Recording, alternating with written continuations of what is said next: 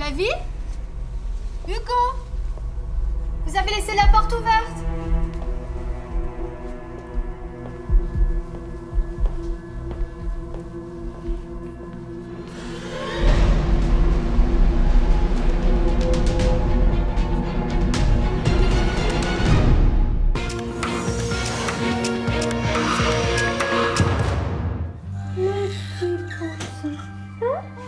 Tu vas aller faire un dodo maintenant?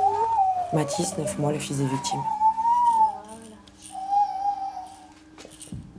Je me ferais bien un petit café, je suis complètement retournée, pardon. C'est mes voisins. Ils ont emménagé ici il y a un peu plus d'1 an, juste avant la naissance du petit. Au début, les gens de l'immeuble, ils ont regardé un peu de travers, vous savez. Des membres de cet âge-là avec un enfant, on n'a pas tellement l'habitude. Vous voulez un café? Non, merci. La dernière fois que vous les avez vus, c'était quand? Hier soir, quand Hugo est venu chercher Mathis. Il était à peu près 11 h. Les pauvres choux, ils osaient jamais rien me demander, pour une fois. Vous savez, c'était l'anniversaire de Flavie, alors ils sont sortis. Merci de l'avoir regardé. Hein. Et de rien, ça m'a fait plaisir. J'espère que vous en avez bien profité. Ouais, c'était super. Vous inquiétez pas, on va baisser le son. C'est pas pour moi, c'est pour le petit. Vous risquez de le réveiller. Non, ça va aller. Merci, c'est bon. Si vous voulez, je le garde pour la nuit. Non, on va pas abuser. Ça me dérange pas. Non, mais on a des copains à la maison, il faut que j'y aille. Merci en tout cas. Bon. Bonne soirée, Hélène. Bonne soirée, amusez-vous bien. Hein. Ouais, merci. Ils étaient mignons, vous savez. Ils avaient toujours peur de déranger. Et les amis dont Hugo parlait, vous les connaissiez? Non, je les ai pas vus. Ils recevaient jamais personne, ces gamins-là. Ils étaient sages comme des images. Si j'avais su que ça allait mal tourner cette soirée. Pauvre gamine. Et lui? Bonjour, Juliette Durier, aide sociale à l'enfance. J'ai une ordonnance de placement provisoire pour le petit Mathis Bérard. Oui, vous êtes rapide. Madame, vous voulez bien porter l'enfant? Bah écoutez, je vais préparer ses affaires. Vos balcons communiquent. Vous étiez aux premières loges pour entendre ce qui se passait chez Flavie et Hugo. Oui, c'est vrai. Mais c'est pas mon genre d'écouter aux portes. Les cris d'un bébé, ça s'entend. Oui, j'ai bien entendu Mathis crier ou pleurer parfois, c'est vrai. Mais enfin, pour un bébé, c'est normal. Hein. Je vous parle pas de ce qui est normal, madame. Je vous parle de maltraitance. Non, c'est pas vrai, je vous crois pas. Jamais Flavie et Hugo auraient fait de mal à leur bébé. Ça, j'en mets ma main à couper. Le rapport du médecin qui a examiné Mathis est formel. Vous avez forcément entendu quelque chose.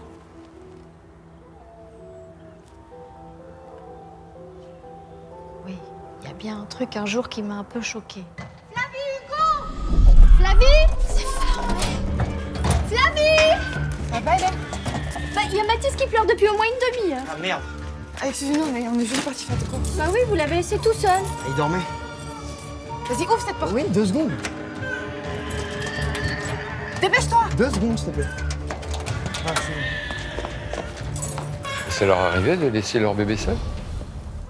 Bah, j'ai déjà vu d'autres parents faire la même chose. Hein. C'est pas forcément la maltraitance, excusez-moi. On peut appeler ça la négligence si vous voulez. Enfin, ça veut pas dire qu'il faisait du mal au petit. Vous me gardiez parfois, je crois, non? Attendez, vous pensez quand même pas que c'est moi. Par ses parents, vous étiez la seule à avoir des rapports avec lui. L'autre soir, c'est la première fois que je le gardais. Ah, dommage. Ses parents ne sont pas en mesure de le confirmer. Je vous jure, c'était la première fois. C'est même moi qui leur ai proposé. J'ai même dû insister parce que j'ai vu Flavie dire à un copain qu'ils allaient à un concert. J'avais trop peur qu'il laisse encore le petit tout seul. Vous l'avez entendu parler où, ce copain? Là, juste là. Pourquoi vous nous avez menti, madame Sud? J'ai pensé à Flavie. Je me suis dit qu'elle voudrait pas que ça se sache. Qu'elle voudrait pas qu'on salisse la mémoire d'Hugo.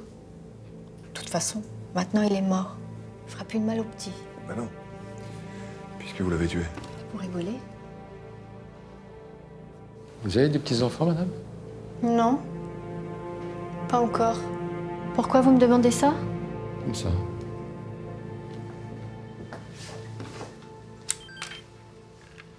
Lucas, tu m'entends?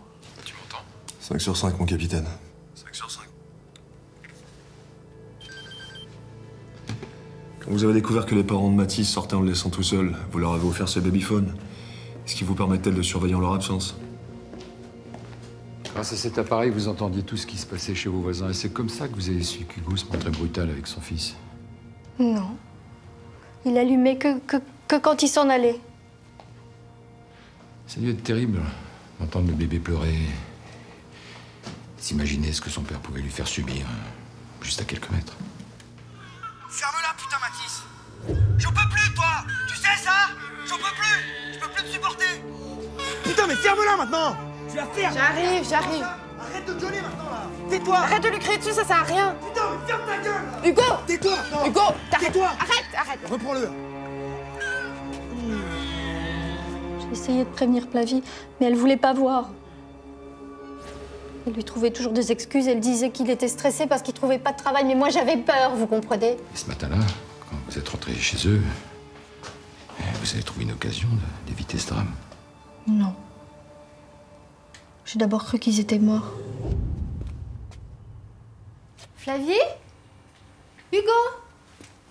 Vous avez laissé la porte ouverte?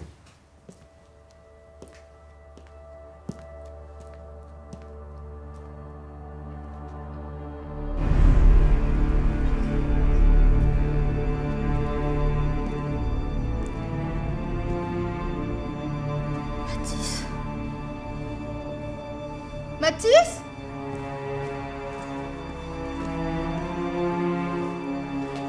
Mathis?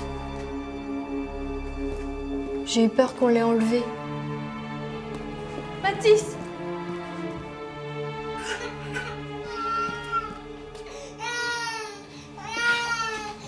C'est pas vrai, il est là.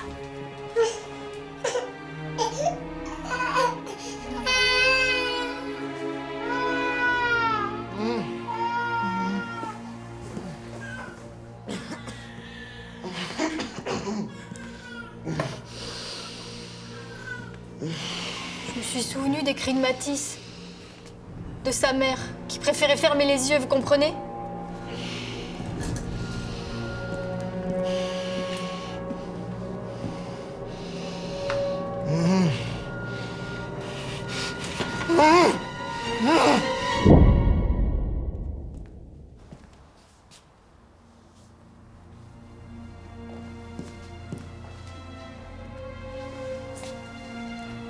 Viens, mon bébé. C'est fini, mon chéri.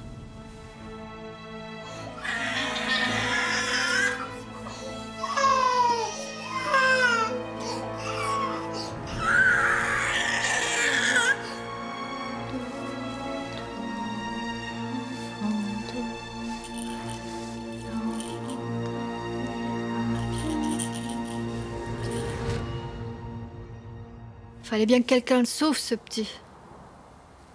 Vous auriez pu vous contenter de prévenir les services sociaux. Jamais. Les services sociaux, je les connais. J'y ai eu affaire toute mon enfance. Ils m'ont pris à ma mère. Elle méritait pas ça, ma mère.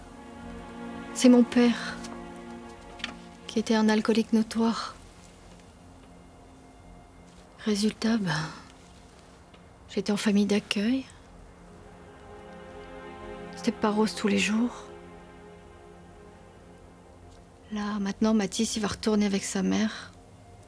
Elle est mignonne, hein, cette petite. Même si elle a fait la bêtise de s'amouracher de ce petit con.